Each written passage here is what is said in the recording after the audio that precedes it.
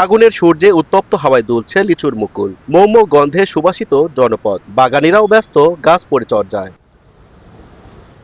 সুস্বাদু আর রসালো মৌসুমী ফল লিচু। পাবনায় মৌসুমী ফলটির সুনাম রয়েছে দেশ জুড়ে। সদর, ঈশ্বরদী, আটঘরিয়া ও চাটমোহর এলাকায় সারি সারি লিচুর বাগান। এরই মধ্যে ছোট বড় সব বাগানেই গাছে গাছে লিচুর মুকুলে ছেয়ে গেছে। শেষ পর্যন্ত আবহাওয়া অনুকূলে থাকলে বাম্পার ফলনের আশা চাষিদের। প্রচুর মুকুল, ফলনও খুব, মানে 2-4 বছর ভিত্তি এরকম মুকুল নাই।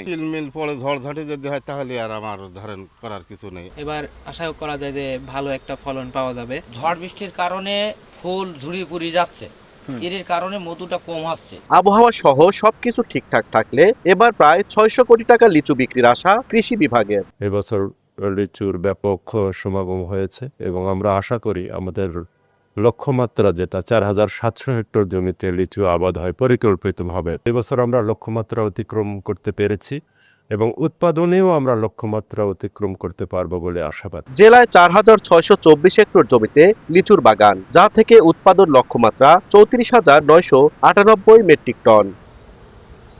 সবুজ মোল্লা, সময় সংবাদ, পাবনা।